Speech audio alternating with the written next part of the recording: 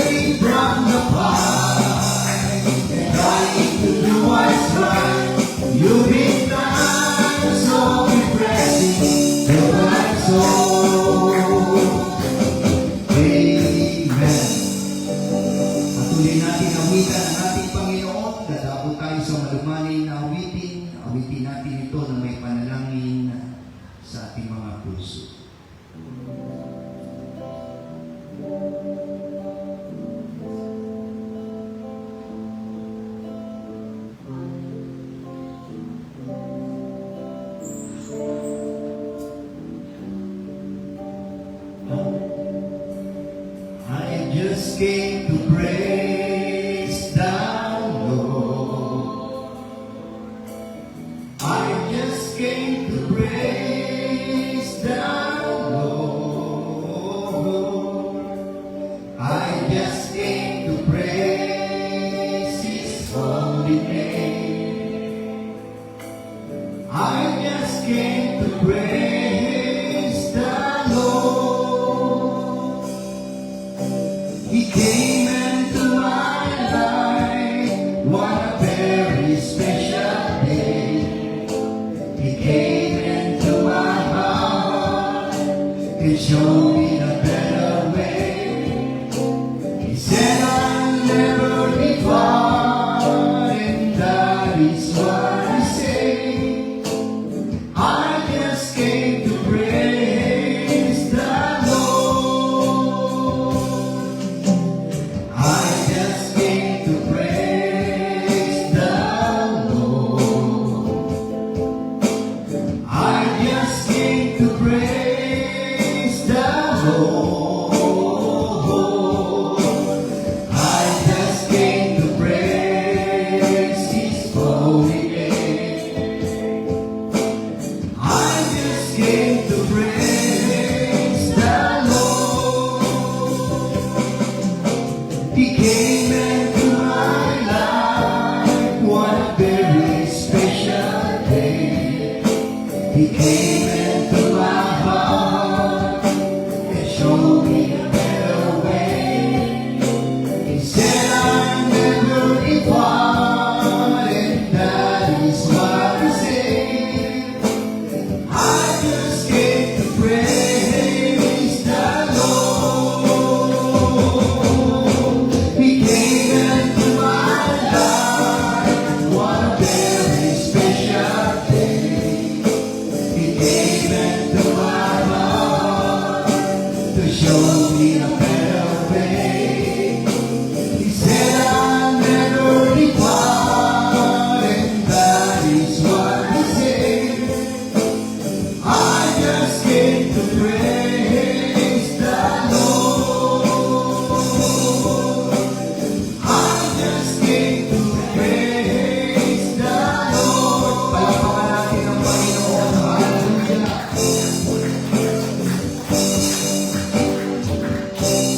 Amen. Hallelujah. Una po sa lahat, ating nanyayahan ang kanyang banal na Espiritu sa pamamagitan ng kanyang banal na salita ay kausapin tayo at isama natin sa prayer ngayong gabi, mga kapatid, ang bahagi ng Mindanao na kasalukuyan ay patuloy pa rin ang aftershock. Kaya ipapray po natin sapagkat may 300 churches ang ating pong iglesia sa bahagi ng Mindanao at may mga churches na kung hindi man naapektuhan ng lindol ay hanggang sa ngayon wala pa rin kuryente. Kaya isama natin sa panalangin ang pag-iingat ng ating Panginoon at ganun din mga kapatid, si Brother Vincent kasalukuyan ay nasa Marawi.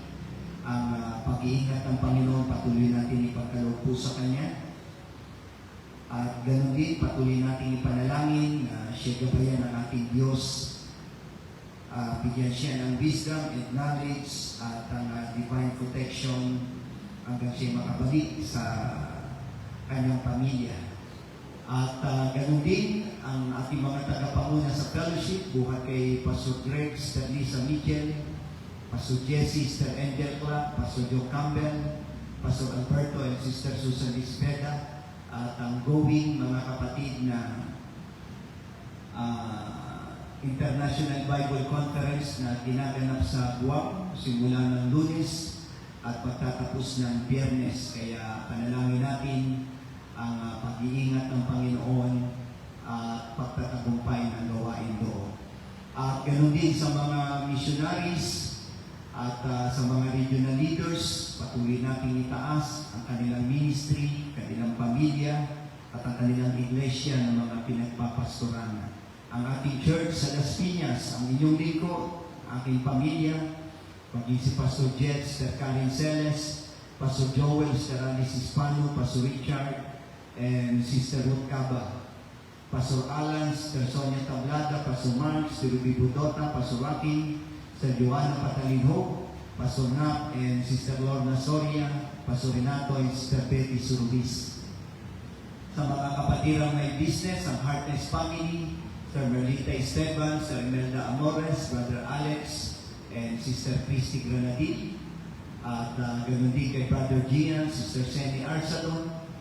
At taas rin natin sa panalangin mga kapatid, ang ating mga kapatid ang may karamdaman, patuloy ang recovery ng Panginoon, Titilio Ceresinio, Leo Hilo, for recovery, at Sterlinda Caba sa kanyang breast cancer, Brother RJ Navarez sa kanyang gallstone, at ganoon din yung ilan natin mga kapatid ang may karamdaman, si Clay, favor ng Panginoon ay meron siyang karamdaman. Ang Diyos ay gumawa ng himala sa kanyang buhay. At ganoon din sa mga kapatiran abroad kay Ella Malinaw, Chini Malinaw, J. Marie Rapsi, ang patnubay ng ating Panginoon nawa ay sumakanila. Ngayong gabi na parito kayo, may mga personal request kayo, pwede ba makita niyo kamay? Hallelujah. Tasin natin ang ating bansa. Minsan pa ating itaas ang ating tinig, ganun din ang ating kahilingan, purihin natin ang ating Panginoon. Hallelujah. Glory to Jesus. Sa Parashyarahanda, we need you praise, O God. Move your spirit, O Lord, in this praise in Jesus' name. Hallelujah. Panginoon, ngayong gabi kami pinagpapakababang lumalapit sa iyong harapan at aming itinataas ang gawain ito. Malayang makakilos ang banal mong Espiritu, buksan mo po ang aming espiritual na kamalayan, mangusap ka, at ang mga panalangin, Panginoong Diyos, aming pong itinataas sa iyo ang mga may sakit, pagalingin mo ang mga nakagapos, kalagan mo, at ang mga humihingi ng tagumpay, bigyan mo ng favor, Panginoon. And I pray, O God, ang aming mga kapatid, Panginoon, kamanggagawa na nasalantad at ilang Diyos, ng lindol, Panginoon, sa bahagi ng Taiwan, sa bahagi ng Mindanao, Panginoon. Patuloy mo silang ingatan, at ganoon din kay Brother Vincent, Panginoon, ang divine protection, dakilang Diyos, hanggang matapos ang kanyang assignment sa lugar na iyon. Ingatan mo po siya, Panginoon, at ngayong gabi, Panginoon Diyos, aming pong sinasampalatayanan ng iyong pag-ilos, Panginoon, sa aming kalagitnaan, at aming inaangkin na, Panginoon, ng tagumpay sa tanging pangalan ni Jesus natin. Magsabi lang, Amen. Palakpakan natin ang ating Panginoon. Hallelujah. Tayo magtanggapan sa isa't isa. There's gonna be a revival in the land. There's gonna be a revival in the land. There's gonna be a revival in the land.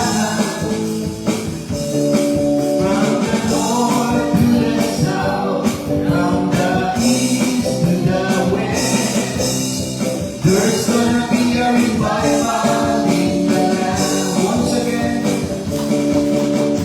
there's gonna be a revival.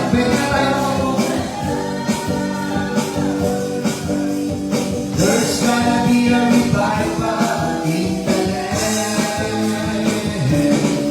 From the north to the south, from the east to the west, there's gonna be a revival in the land. Amen. At ang ating schedule of worship, Sunday school ay 9 a.m. Tayo po'y magpapasimula. At Sunday morning service ay 10 a.m. Sunday evening service ay 6:30 p.m. Wednesday evening service ay 6:30 p.m. At ang ating corporate prayer ay Monday up to Saturday. Okay, June 12 and 13, ang Dasmariñas Church Revival.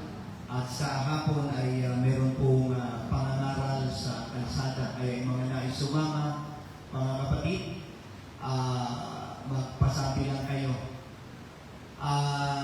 June 14, ang celebration ng kanilang church anniversary. Okay, sa umaga yun at sa gabi. At yun ay 13 years anniversary. June 19 and 21 ay ang Munoz Church opening, mga kapatid. At ang grupo ng Las Piñas, ang grupo ng Laguna, sila yung tutulong po doon. At sa pangunguna ni Pastor Nap Soria. Kaya patuloy natin ipag-pray po ito, yung favor ng ating Panginoon at ang pagliligtas ng Diyos, mga kapatid. Okay, so wala na po ako nakalimutan. Hallelujah. Ngayong gabi, sa pagpapatuloy ng ating gawain, tayo naman ay nagdako sa pagdiko ng ating handog at kaloob at bilang pagpaparangal sa ating Panginoon. Paunahan tayo ni Brother Alex sa paglilikom ng ating handog at kaloob.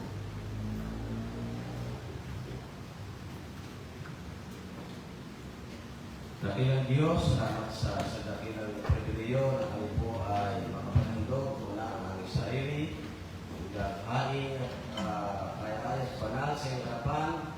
Kasama po nito ang nasa aming buhay, ang mga tinatangkilik, maging ang aming mga resources, at aming mga pinagkakitaan. Ngayong gabi, ibabalik po namin ang kapulihan sa iyo lamang sa pangalan ng Jesus. Amen. Amen. Awit tayo sa ating Panginoon. We bring the sacrifice of praise. We bring the sacrifice of praise unto the house of the Lord. We bring the sacrifice of praise unto the house of the Lord. And we offer unto you the sacrifices of praise.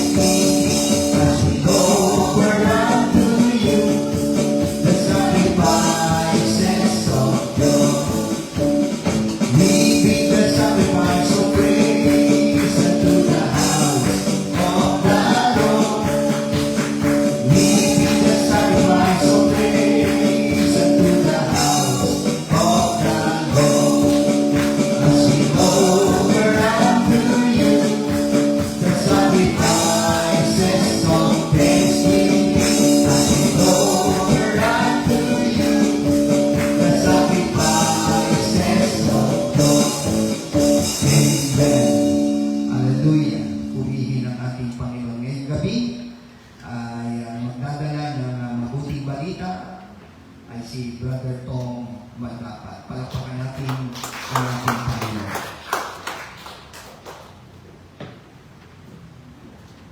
Amen. Sa mapagpalang gabi po sa ating lahat, mga kapatid. Salamat po sa ating pastor. Salamat sa ating Panginoon sa opportunity na pinagkaloob sa atin na tayo po ang magdadala ng salita ng ating Diyos ngayong gabi. Sino po dito ang excited na sa salita ng ating Panginoon? Amen. Mukhang mga pagod na. Sino po dito excited na sa salita ng ating Panginoon? Alam ko po mga kapatid na maraming gagawin ng ating Panginoon ngayong gabi at tayo magsiyok kahit po'y manalangin. Ang Diyos sa mga makapangyarihan sa lahat. Handa na po Panginoon ang aming mga puso makinig sa inyong salita. Muli kami lumalapit sa iyo. Ayusin mo po ang aming mga buhay, Panginoon. Sa oras na ito, Panginoon, kausapin mo kami sa inyong salita. At patuloy, Panginoon, ang presensya mga maghari sa kalagitnaan namin lugar. Muli, Panginoon, nagpapasalamat kami sa opportunity na ito, Panginoon, na pinagkaloob mo sa aming lugar. At dalangin din po namin, Panginoon, na ikaw ang siyang mag-pour out ng Holy Spirit, Panginoon, sa amin. Patuloy namin maunawaan ang iyong salita at may sagawa namin sa aming mga buhay. Maraming salamat, Panginoon. Itago niyo po ako sa iyong lingkuran, Panginoon. Gamitin mo ang aking mga labi, ang aking mga tinig, Panginoon, na maging biyaya at pagpapala sa bawat ito ang aming samad dalangin sa pangalan ni Jesus. Amen, amen, amen. At tayo po'y makabukas, mga kapatid, sa ating teksto, 2 Samuel 6:10-12. 2 Samuel 6:10-12. Ang sabi po dito, so David decided not to move the ark of the Lord into the city of David. He took it instead to the home of Obed-Edom of God. The ark of the Lord remained there with the family of Obed-Edom for 3 months, and the Lord blessed him and his entire household. Then King David was told the Lord has blessed Obed-Edom's home and everything he has because of the ark of God. So David went there and brought the ark to the city of David with a great celebration. Ang ating pong key verse ay nasa verse 10. Pwede po ba natin basahin sabay-sabay lahat ng kapatid? So David decided not to move the ark of the Lord into the city of David. He took instead of the home of Obed-Edom of God.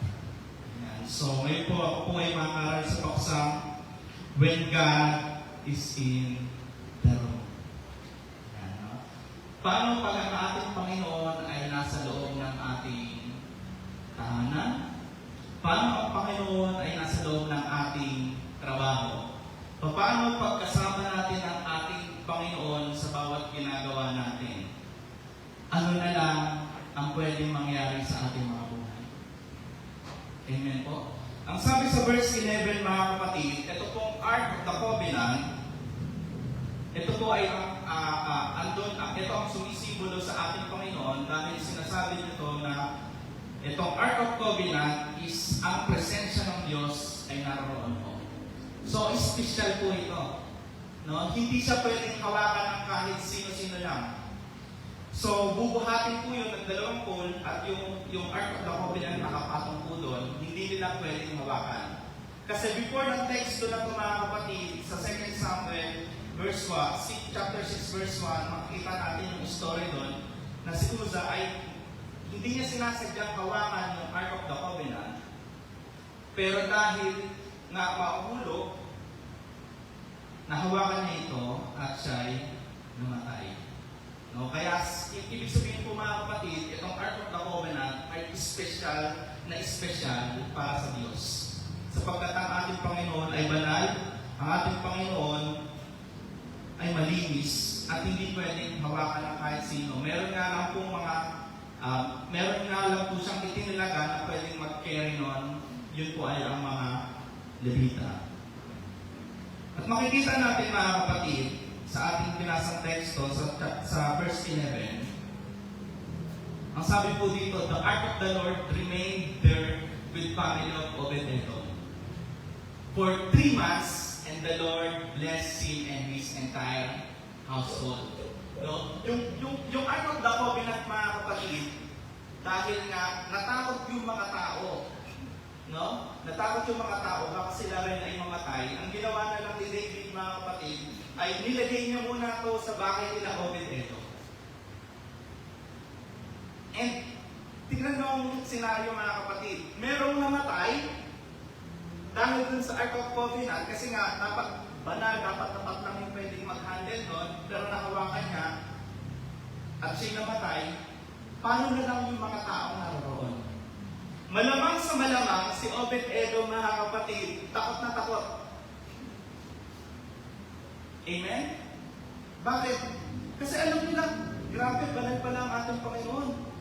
Mamaya mahawakan ko ito, mamamatay din ako. Pero mga kapatid, sino pa naniniwala dito na dapat hindi natin kinatatakutan ng ating Panginoon? In terms, mga kapatid, na lumalayo tayo sa Kanya. Dapat natatakot tayo sa ating Panginoon, pero papalapit pa rin sa ating Panginoon. Kaya anong gagawin ng ating Panginoon, mga kapatid? Once na mag-stay sa inyo ang ating Panginoon, sabi dito, and the Lord bless him and his entire household. Ibig sabihin, mga kapatid, kung nasa ang presensya ng Diyos, nandun ang pagpapala. And have you ever thought, mga kapatid, kailan kayo uling naging excited umattend ng church? Pumunta sa trono ng ating Panginoon. Pag may altar call, mga kapatid, ano ang laging sinasabi po ng ating pastor? Narito ang Panginoon. Tayo magsusuko ng buhay. Ang puso ba natin natatakot na pumunta sa ating Panginoon? O ang puso natin ay nagagalak dahil kakausapin ulit tayo ng ating Panginoon sa altar call. The question is, kumusta ang iyong puso?